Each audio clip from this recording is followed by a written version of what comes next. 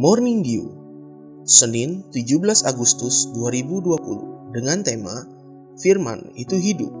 Shalom, selamat pagi. 1 Yohanes 1 ayat yang pertama. Apa yang telah ada sejak semula, yang telah kami dengar, yang telah kami lihat dengan mata kami, yang telah kami saksikan dan yang telah kami raba dengan tangan kami tentang firman hidup, itulah yang kami tuliskan kepada kamu. Inilah kebenaran kesaksian Yohanes.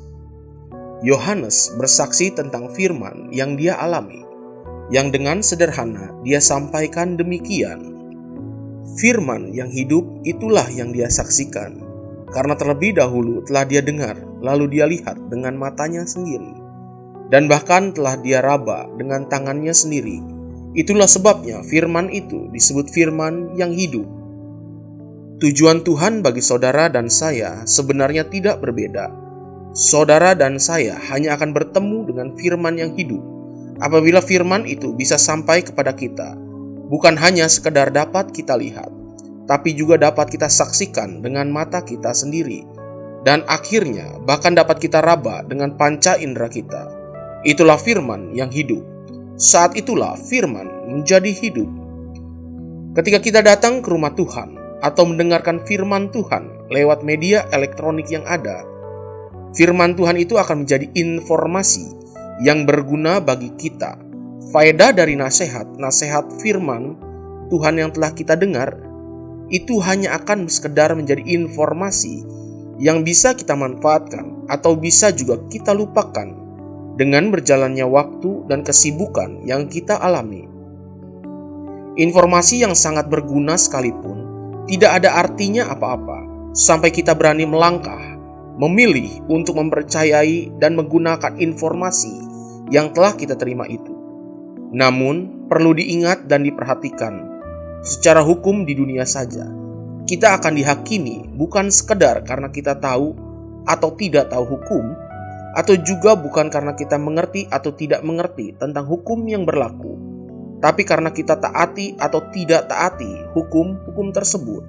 Ada hukum berkendaraan ganjil genap di Jakarta. Entah saudara mengerti atau tidak mengerti. Jika informasi tersebut sekedar pernah kita dengar, namun tidak kita kerjakan, maka informasi tersebut sama sekali tidak berguna bagi kita. Kemudian firman itu bertumbuh dan bergerak masuk ke dalam hati manusia, sehingga firman itu sekarang menjadi inspirasi bagi manusia yang menerimanya. Firman itu bukan hanya dia dengar, namun sekarang firman itu dapat disaksikan, dilihat oleh matanya sendiri. Sebab firman yang telah menjadi inspirasi bagi manusia akan bermanifestasi, membuahkan ide-ide dan hasil baik bagi hidup manusia yang menerimanya. Sekarang manusia tersebut telah dapat menyaksikan apa yang firman atau Tuhan sendiri telah kerjakan baginya. Hidupnya mengalami perubahan. Namun jangan berhenti sampai di situ. Pertumbuhan rohani anak-anak Tuhan itu harus sampai bertemu dengan firman yang hidup. Dan itu hanya terjadi apabila kita menerima firman itu, bukan hanya sampai di pikiran dan di hati kita saja, tapi sampai firman itu masuk dan mempengaruhi hidup kita, merubah hidup kita, sampai bisa dikecap, diterima, dirasakan, dan dinikmati oleh orang lain. Itulah firman yang menjadi inkarnasi di dalam hidup kita. Saat itulah kesaksian hidup kita akan menjadi seperti kesaksian Kristus. Sebab dialah firman yang menjadi manusia di dalam darah dan daging.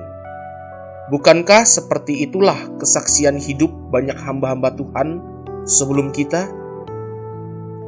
Ingatkah saudara tentang seorang wanita bernama Dorcas atau Tabita? Kisah Para Rasul 9 ayat 36-39 mengisahkan hidup dan matinya wanita ini.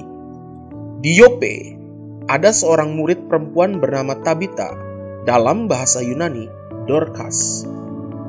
Perempuan itu banyak sekali berbuat baik dan memberi sedekah, tetapi pada waktu ia sakit, lalu meninggal, dan setelah dimandikan, mayatnya dibaringkan di ruang atas.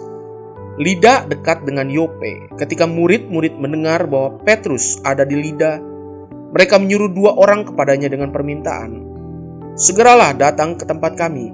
Maka berkemaslah Petrus dan berangkat bersama-sama dengan mereka. Setelah sampai di sana, ia dibawa ke ruang atas, dan semua janda datang berdiri dekatnya. Dan sambil menangis, mereka menunjukkan kepadanya semua baju dan pakaian yang dibuat Dorcas waktu ia masih hidup. Terimalah firman yang hidup itu. Pagi ini bukan sekedar sebagai informasi, namun sampai menginspirasi hidupmu, bahkan sampai berinkarnasi dalam hidup kita. Mari kita berdoa. Tuhan Yesus, Engkau adalah firman yang hidup. Aku terima firman-Mu pagi ini, dan aku mohon untuk firman-Mu terus menuntun aku sepanjang umur hidupku. Amin. Jesus loves you, and so do I.